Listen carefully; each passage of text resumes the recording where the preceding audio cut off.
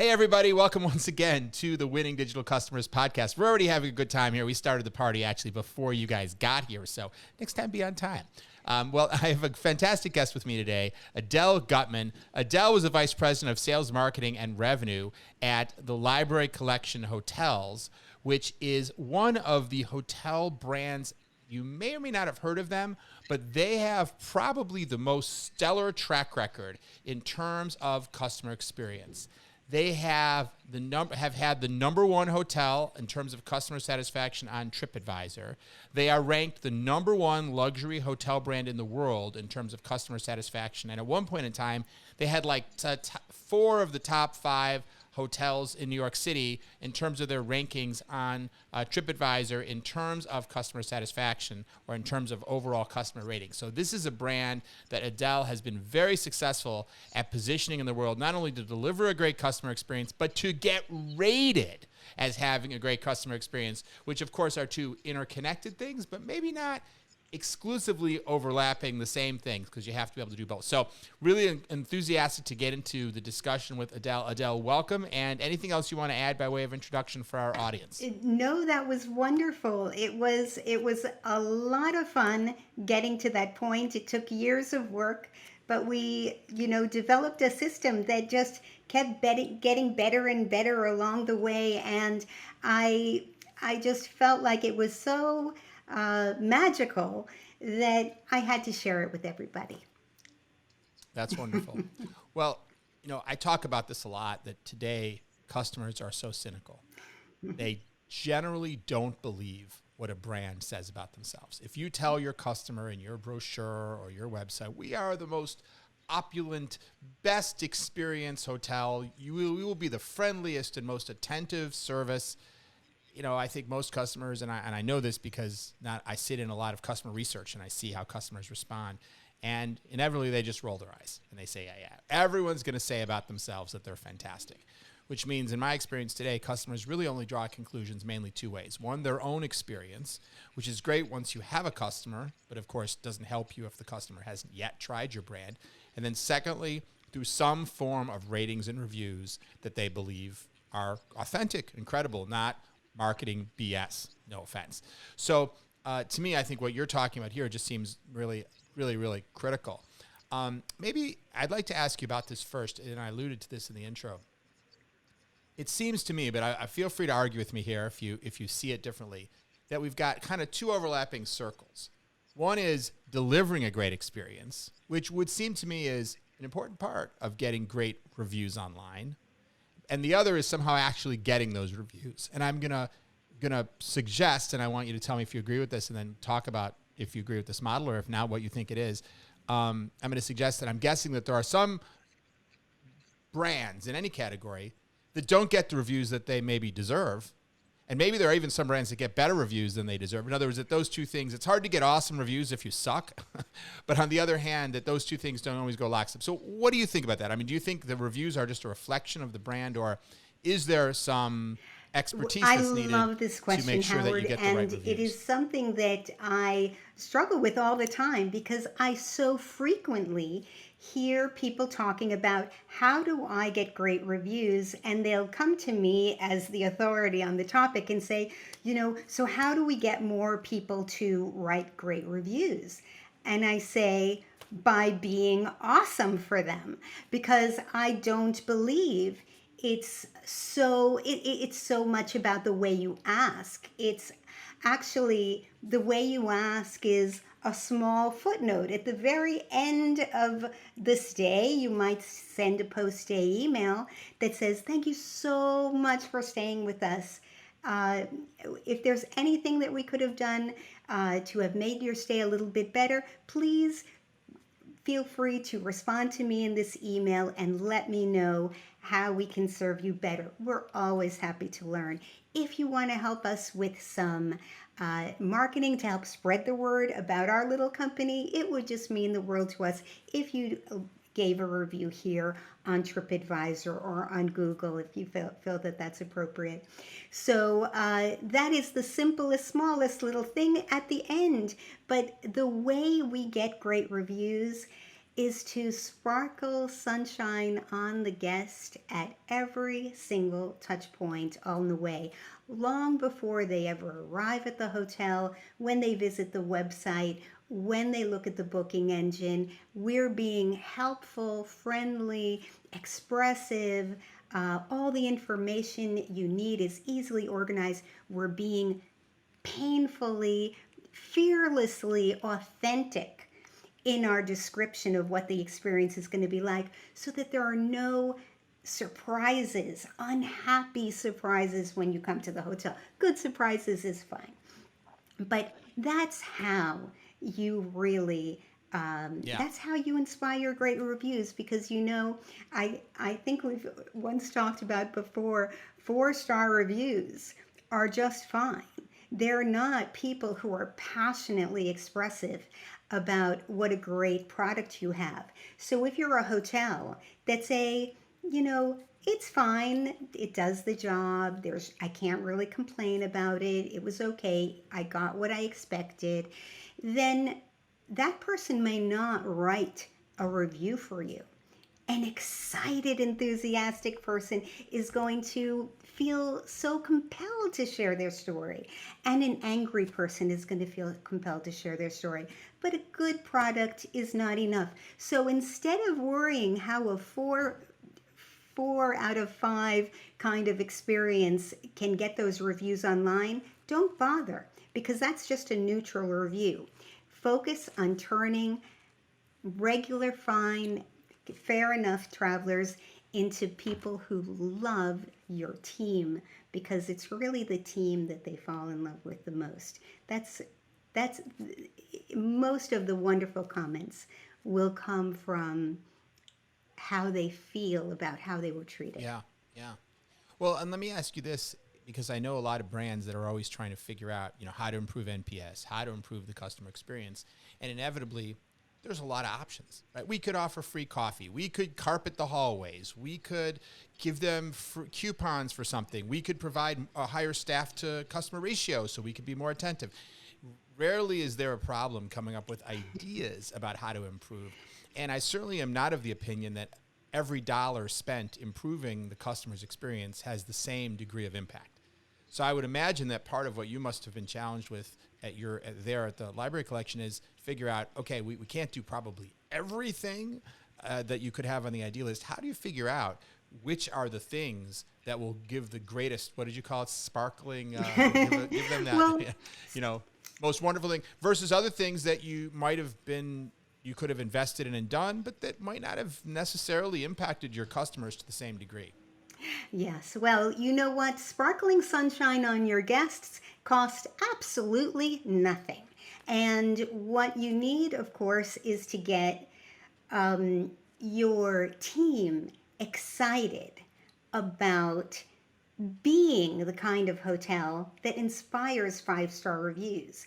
And so the way it happened at the company I was with is I noticed back 2000, and I started with the library hotel collection in 2000 as well.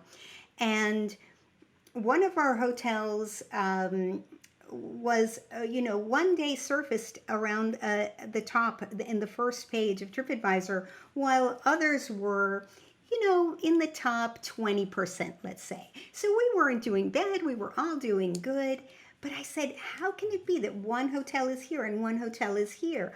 Don't we offer the same wonderful experience everywhere? And I went to that general manager and congratulated her.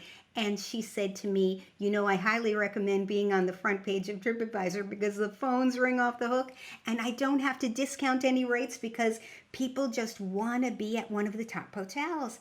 And that was such an aha moment for us. So I called all the team together, all of the stakeholders, general managers, the reservations, front desk managers, directors of sales and marketing. And I said, you know what? You guys are the nicest people in the whole world. I know every single one of you wants to deliver 5-star service every single day. Make every guest feel so special. So why don't we just exchange ideas about what is that little thing we do that just lights people up? that little thing we say, that whenever we say it a certain way, you can see the eyes of the guest just light up. Go back to your teams and ask them to tell you all their little secrets. And I'm going to compile them all together, and we're going to share them as our best practices, and all those little stories about the Yeah. little things that our team did to make people happy. Well, first of all, they felt very happy about the fact that they were being consulted as experts in guest happiness, because they are. Why wouldn't they? We're so very often in many companies, you're easy to give out to people when something goes wrong, but you forget to respect them for the things that they do so well that maybe you didn't even notice because it was just going well. So that was exciting, and we asked each of the hotel's managers and to share with their team. Think about what kind of reviews you want to get. Like, really imagine in detail what you want those guests to say when we leave. And now that you know exactly what we're looking for, how can we be the hotel that inspires those kind of comments? And that's exciting for the team. It's exciting for them to collaborate, to be asked to help look for problems and be kind of junior general managers or junior hotel owners. Pretend you own the hotel. See with your eyes, see with your ears what is going on around you, and give us some clues, and let's chat about how we can. You saw that a guest kind of smirked a little bit or got a little uncomfortable when something happened at the front desk. You took care of it, but now that you've taken care of it, let's go back and see how we can prevent it in the first place. Yeah. Well, that's great. Well, you said a couple of things there that I want to underline, I think are really profound. First of all, this idea of envisioning or even writing what you want reviews to be in advance. I think that is a very powerful visualization exercise. And it reminds me of an exercise that a lot of product teams will do, which is the old press release exercise. If you're trying to create some kind of new product or app, one exercise is, okay, well, what's the press release? What should the press release say? And in fact, one thing that we like to do at my company when we do workshops is the press release is one thing, but then what is that Wall Street Journal article a year and a half later say, celebrating the fact that your product or your initiative, whatever else, was an unbelievable success. And we ask people to actually write that review. What does it say? Why was it so successful? What was it that you did differently? And I think that's great because, number one, it gets people to be concrete about these things. And then secondly, it gets you past whether you can do it. It says, no, you are getting 5-star reviews. Now, what do they say? What do you want them to say? And once people are envisioning that, you've kind of gotten past their doubt about whether they can have, it's not a question of whether, it's a question of what do you want them to say? And once you start to live inside that vision, it's natural that your brain starts to figure out how to get there. So I think that's really a profound idea that I think everyone should do. Write the 5-star reviews in advance. Don't post them because that would be fraud. You know what? But write them. Every team, no matter what hotel, even the ones that are getting 2.5 or 3.0 or something like that out of 5 scores on the average, have some 5-star reviews. So sometimes a great way to start when you have a problem like that, when people don't identify themselves as the kind of employees or the kind of hotel that deserves 5-star reviews, you have to go and dig through those reviews and find, as rare as they may be, the 5-star reviews they do have and just say, look at this, you did this. So it's true that you can get 5-star reviews. You did it before, you can do it again. We just want it to be more consistently, more frequently, and with every single traveler. You were able to be kind and compassionate and welcoming to some people. Now we just need to do it more often, and the teams can relate to that and take pride in that, and feel excited about the vision that you have for the company. Yeah, I want to go back to the story that you were sharing earlier because I'm not sure we got the end, we sort of went off on a few very interesting tangents. But so the story that I want to take you back to is you saw that you had one hotel that was at the top of TripAdvisor and others that were in the top, maybe 10% or whatever, but wasn't all the way at the top. And then you went to find out, well, what was the difference? So I would love you to share as much as you can. So what did you find? What were the things that one hotel was doing that made the difference, that got them from, you know, the top 20 hotels in New York to the top one hotel in New York? Well, you know what? That hotel did have an advantage that it was a fresh built hotel as opposed to a hotel that was from an existing building. So they had a little bit of an advantage to start. So we didn't really look at it quite that way. What are they doing that everybody else isn't doing? But let's say this hotel, one of the older hotels, had great reviews about the breakfast and the wine and cheese, while this other hotel was having great reviews about the check-in process, or about the way the reservations were taken, or about, you know, something else, something about the room itself. So we just said, okay, so this front desk is really sparkling sunshine on the guest. How can we get that to go to the rooftop bar in the other hotel?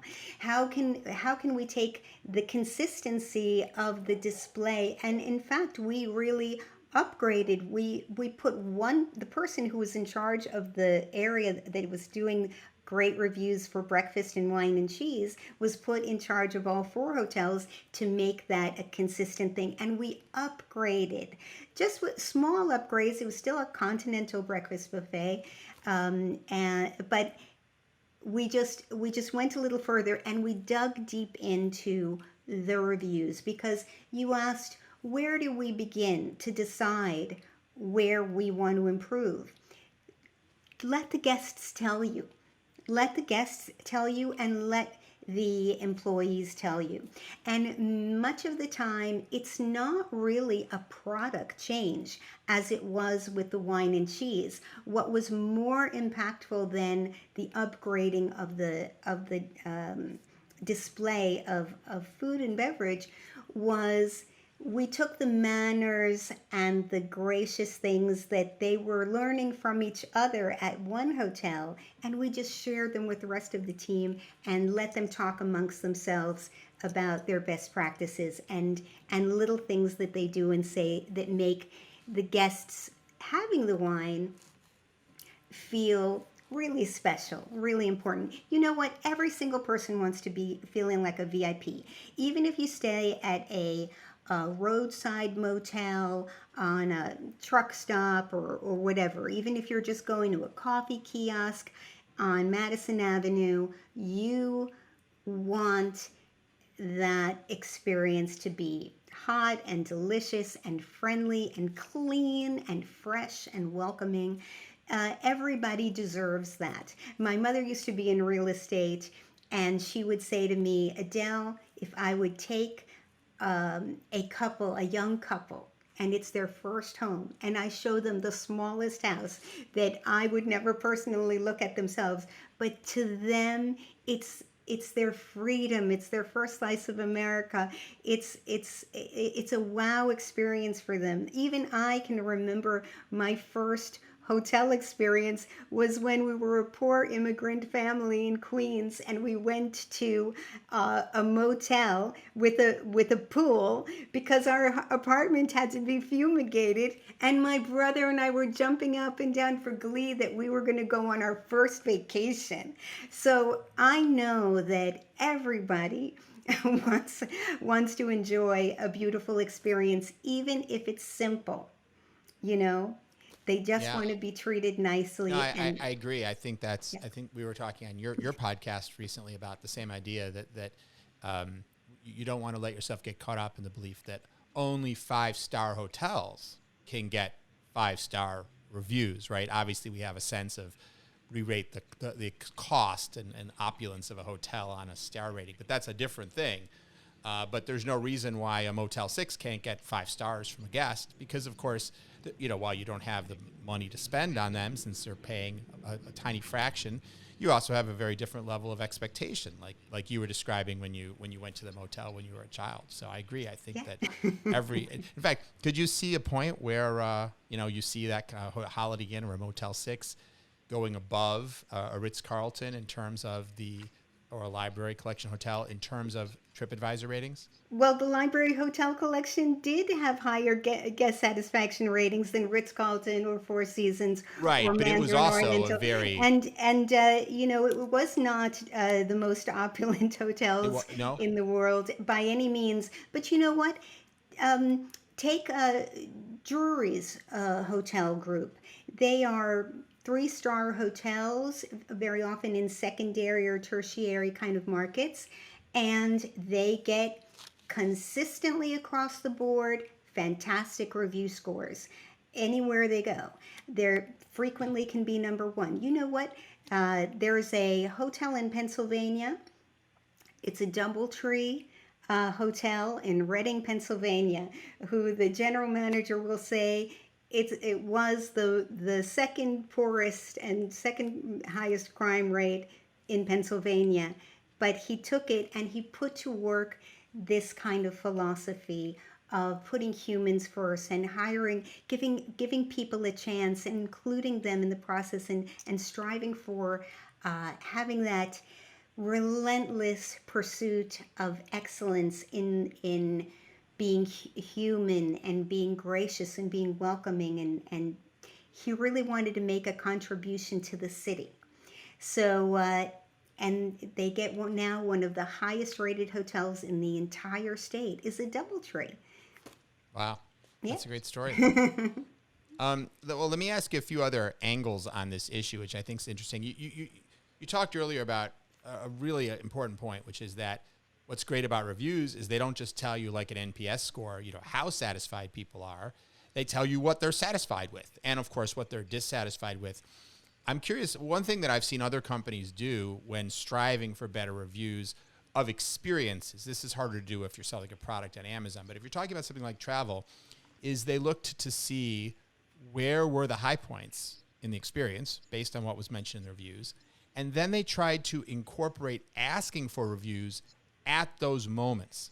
So for example, if you're a store and you're getting reviews and the checkout experience in the store is one of the least delightful experiences because you may have to wait and you're paying, it's not exactly the part of the experience.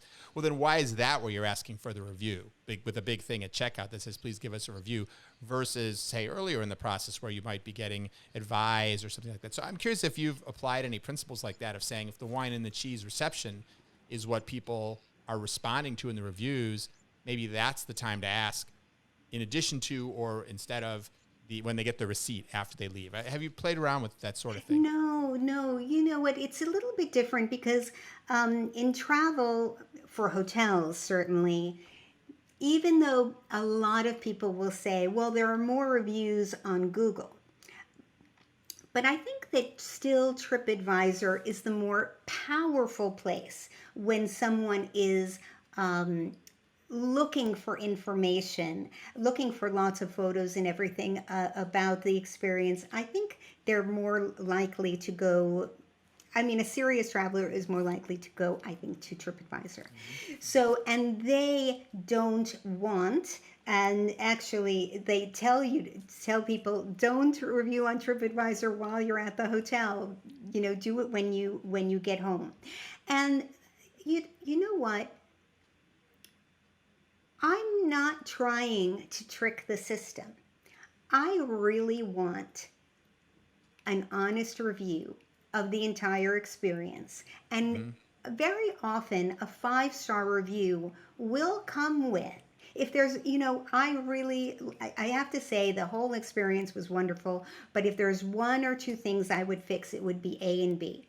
I really need that information, and I'm happy to get a true answer because it's not just that one review that's important, it's everything beyond it. And I think that people forget that.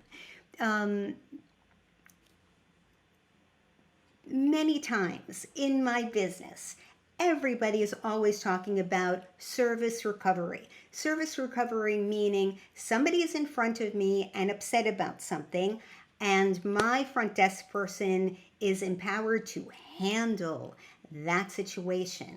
And then tomorrow handle the same thing again. And in the afternoon handle the same thing again. And the next day handle the same thing again. They're handling it. I don't need to know about it as the general manager. I don't need to know about it as the director of sales and marketing. I don't need to know about it as the owner because my desk is handling it. You know what they're doing? They're also walking out the door because the things that are killing the joy of your customers are also killing the joy of your employees. And if you don't find out what the pain points are, the friction points, there's actual suffering happening at the front desk, at various places, in the restaurant, in the kitchen. There are places where pain and suffering is happening to your employees because they're dealing with the same problems again and again, and you need to go in there and help work with them to how to fix those problems, how to relieve that pain so that people feel great that they were part of a solution that made this pain point stop happening over and over. Yeah, absolutely. Couldn't agree more. All right, I have a few more questions. I know we're very tight on time here, but as we're approaching the half-hour mark, but I have some other things I just have to ask you if you can stay a little bit longer. Well, you talked earlier briefly about a couple principles about how to ask for reviews, and I loved a couple things you said earlier. I want to pick up on them, and I want to see if there's anything you want to add. You were mentioning earlier how you say things like, we would love your feedback if there's anything we could do better. And if you had a great experience, we would love you to tell other people about it so that we can spread the word, and that really helps us with our marketing. So you're being very transparent about why, and you're letting someone know. It made me think of Robert Cialdini's book, Influence, and this idea of reciprocity, that when you've done something for somebody and they feel well taken care of, that they may actually like the idea of saying, oh, there's something I can do for you. Or it sounded like you're appealing both to people's desire for reciprocity and also their desire to kind of help humanity, help their fellow man. I'm curious, I thought those were great points to think about, because so often we'd be like, hey, leave us a review, but without the why, it's well, and then sometimes also we try to bribe people, oh yeah, if you leave a review, you could win a contest, you could get a gift card or whatever. So I'm curious about what strategies, I see you shaking your head no, strategies you do recommend in terms of how you ask, and it sounds like there's some strategies you don't recommend, and I'd love you to just unpack that a little bit more. Well, yes, I can tell you that this may not apply to every industry, but in the travel industry, with TripAdvisor being so important, they are very much, they have very strong policies about that every hotelier must know and must share with their team, because if you get caught manipulating the results in some way, you can really penalize your company and tarnish your reputation. And other than your employees, your reputation is your most important asset as a business. So I would never do anything to manipulate, such as offer an incentive. By the way, offering an incentive tarnishes your results.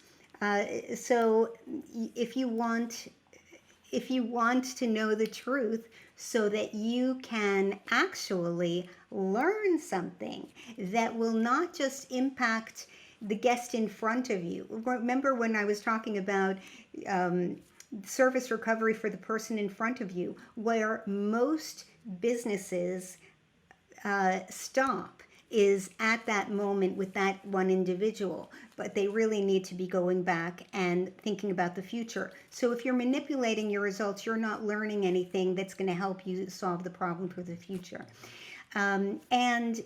Yes, I feel that, certainly in the hotel business, but I think really in any business, anytime you do something great for a customer, People want to share that story. People want to do something nice for you. They want to contribute to you. Oh, I found this very special little place. I'm great friends with the general manager there, you know. They always treat me like I'm the most important person in the hotel. So, the least I could do for all they did for me is to give them a nice review, and they'll go out of their way to do it. And I feel it's one of the things possibly that makes the TripAdvisor review a little stronger, is that people have to go out of their way just a little bit to put that information on. It's almost too easy on Google. Yeah, I hear you. Great. So let's talk for a minute about bad reviews. Of course, whenever we encourage people to leave reviews, as you mentioned earlier, they tend to be left most by the people at the edges of experience, either really happy or really unhappy. People in the middle tend to leave a lot fewer reviews. Do you have a strategy around? I'm based on what you've said already, I know that you feel there's a lot of value for the organization in getting the negative feedback, because that is how you improve. And I couldn't agree more. And at the same time, one view would be, we'd like the negative feedback, but if it weren't so public, that would be even better. Wouldn't it be great to have it, but not have it take down your average star rating, not have it be what your prospective traveler is seeing? So I'm curious, did you have a strategy for either trying to, other than grading a great experience, but there's always going to be somebody who something goes wrong and has potentially a negative experience. Did you have a strategy for either discouraging negative reviews or dealing with negative reviews when they occurred, things like that? Yes. Yes and yes. So, one really important thing is to take your customer's temperature during the experience. And it's just something that should be built in to everybody's job. So, a housekeeper might be in an elevator with a guest. Hi, how are you? How is your stay going? And if they hear that there's a problem, oh, let me have the front desk call you about that, or let me have the manager call you about that, or let me take care of that for you right away, and bring to them whatever it is that they needed. Even I, in my executive office, I would go out to the club room where the cappuccinos were and everything. So off to get myself a cappuccino, and every single time I would look every single person in the eye that I would see with a smile and say, good morning. Do you have everything you need? And it isn't, and most of the time people would just say, oh yes, absolutely, everything is lovely here.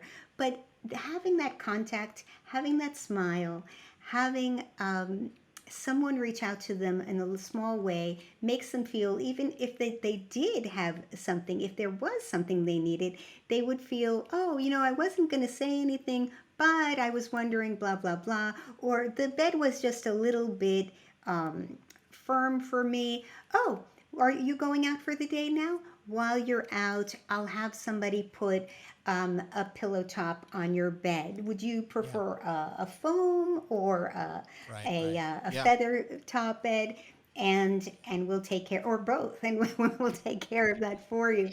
So yes, you have to take the temperature, and that should That be makes a lot of as sense. natural as saying I can good see how that morning, good definitely evening, or deflects good afternoon. potential negative So reviews. So I think that's a fantastic solving it, and point when and tip, absolutely. And if the bad review actually does get posted, I know I see, for example, on TripAdvisor, I see some hoteliers, engage in dialogue. They can reply, respond. Sometimes I see responses like, well, this guest complained repeatedly. We tried to do this. We tried to do that. They were never satisfied. Or they're different. I noticed there are different ways. Some don't respond. Maybe thinking that better not to make a big issue out of it, not to make the thread even longer around the negative review. Some respond in a somewhat defensive way. Some respond in other ways. Any thoughts and advice on, when, and I suppose there might even be some that try to contest negative reviews and try to get them pulled down if they say something that it's, yes. there are sometimes ways you can get reviews removed. I know if they broke some sort of little rule, or if they were a little too harsh, you can say, oh, what they said was untrue, and actually get those reviews. And I don't know specifically on TripAdvisor, but any thoughts about that realm of, okay, now the negative review has been posted. Yeah. What should you do and what should you not do? Well, I could write a book on that alone, but um, if you have a really harsh review, if you can, try to figure out who it was. Oh, it was a person who stayed with two kids, who stayed for 5 nights, who was from France, and if you can try to figure out who it was, and then ask in the hotel. Did anybody speak with them? Is there anything in the logbook? Did they ask for anything? What was your experience with them? How can we find out what happened? And by the way, while I'm saying that, so important, you have to treat your team as if everybody is 100% on team 100% guest satisfaction. You can't be like you're looking to blame somebody, because blame is so futile and it's completely useless, and it's not helpful in any way, shape, or form. You don't want to kill anybody's energy or make them have fear of trying to do the right thing. So you just ask, well, what was that conversation like, and how would you say that was handled, and when you get to the truth about it, and you're partnering with that person, you might say, well, it seems like you had the best intentions, but somehow they didn't feel it the way you were hopefully giving it. So maybe we can come up with a better way of suggesting things. Or maybe you'll find out they didn't have the tools they need, they didn't have the training they need, they didn't have the inspiration they need to have the right mindset. They were defending the hotel for their policy instead of being the ambassador to happiness for the guest and saying, you know what, we have this policy, it's in place because it protects the privacy of our guests. But don't you worry, because I'm here to help you, and we're going to get over this little hurdle, and you'll be well on your way to having a wonderful experience. So you just change, and then you take that and you make that a permanent the way you do things from now on, and you share it with everybody, and you celebrate. Okay, we made a mistake, but we learned something from it. Yeah. Now we can benefit from it. When you call the guests, sometimes when I interview people who are great at having 5-star reviews all the time, the owner isn't afraid to pick up the phone. The general manager is not afraid to pick up the phone and say, hey, I am so mortified that this happened to you. I really apologize. I want to hear more, because not only do I care about what happened to you, but I want to make sure I can get in there right away and fix it. And believe me, that is so disarming to an irate guest. They immediately feel respected, appreciated, and heard. And you give them that. And hopefully maybe you give them a little something so that they feel good about coming back again, but like an upgrade or something. But sometimes they'll say, that person was so responsible. Maybe I just didn't give them a chance. Maybe it was a new person that started. I don't want to hold that against them. I'm just going to take that review down. I would never ask anybody to take a review down. But people who are disarmed by how open-hearted you are and how willing to learn you are, a lot of the times that's what happens. They're just happy to either change the review or take it down or whatever. And wonderful. That's wonderful. a win. And you learn from it. So don't seem like you're going for a quid pro quo there, but just genuinely want to solve their problem. And maybe they're more likely to take it down than if you try to ask them to do Don't ask them. It would be considered manipulating, and you don't want that. You don't want anything to hurt your reputation. If people see you as somebody who bribes people to take down a review, then what is that online reputation really worth? Right. Well, I see you have I would if I think of the continuum of practices I see out there, you're clearly, it seems to me, very on one end. You're staying squeaky clean. Squeaky. Because I think there are some obviously manipulative practices. And then there's these things in the middle that probably other people would rationalize and say, well, I wasn't really manipulating. I was just trying to, those types of things. But it sounds like your advice is stay out of the gray, stay on the straight and narrow of just providing a great experience, and, and you'll karma and just the result of that will be positive. We were just a small little hotel group with 6 hotels, 7 at some point in different countries, and yet we made a mighty roar, and we were all the way at the top and won so many awards and got so much press attention, and the marketing for that was phenomenal. And believe with me, if we played small by making compromises in our integrity, we would never have achieved that.